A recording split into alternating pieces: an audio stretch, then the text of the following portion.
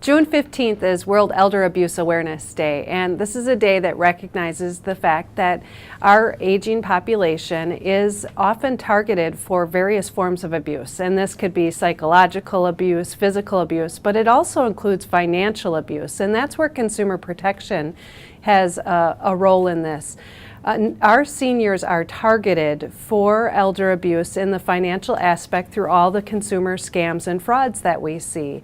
And we know this from data over the past years.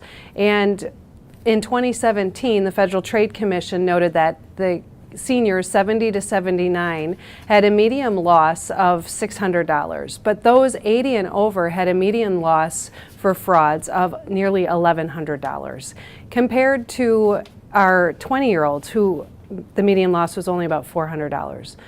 The way that this financial abuse happens is typically through the phone. 77% of the scams that consumers fall for happen by telephone. And we talk about it regularly, that there are specific warning signs with all the various scams that come by phone.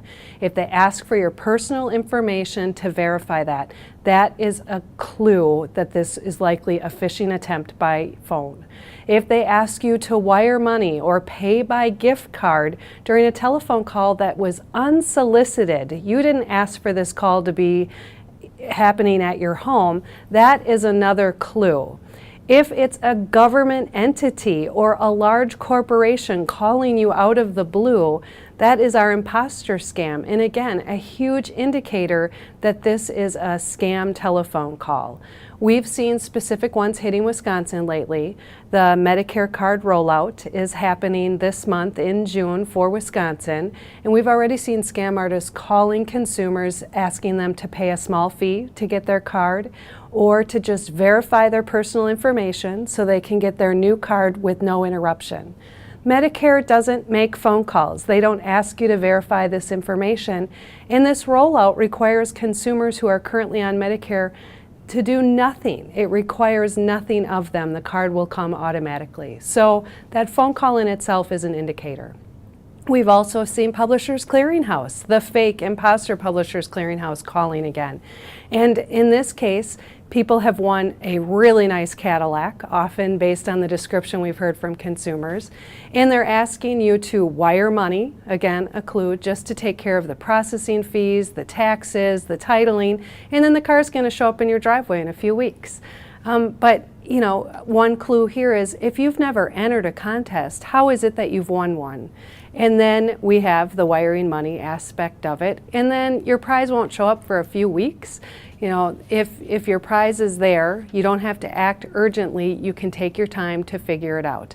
But again, if you don't enter to win a contest, you're not going to end up winning a contest in that case.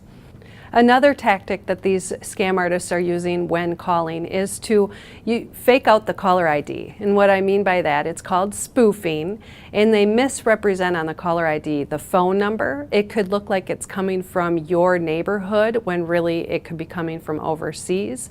The caller ID could represent a different name than the company that's actually making the calls. We saw that with the Apple tech support scam that circulated last month, where Apple, fake Apple, was making phone calls about some security issues and having to validate some information, but it wasn't really Apple calling, but the caller ID had their phone number for the Milwaukee location as well as their name. So consumers would put more weight into that phone call thinking, well, look, the information looks legitimate, so I should pay attention to this. But in that call, there were again indicators. They wanted you to wire money, a large company calling you out of the blue, indicating that you had some sort of problem and that you had to verify information. That is not the way that large companies do business. While in many cases these calls may seem endless for some consumers, it's really important that they continue to notify consumer protection and report that they are receiving these calls so we can investigate and look into every phone number that happens and see if we can find the culprits behind the calls, but at the same time that we can educate consumers about what is circulating in our state so consumers don't fall victim to these scams. And you can do that by calling 1-800-422-7128 or file a complaint on our website at datcp.wi.gov.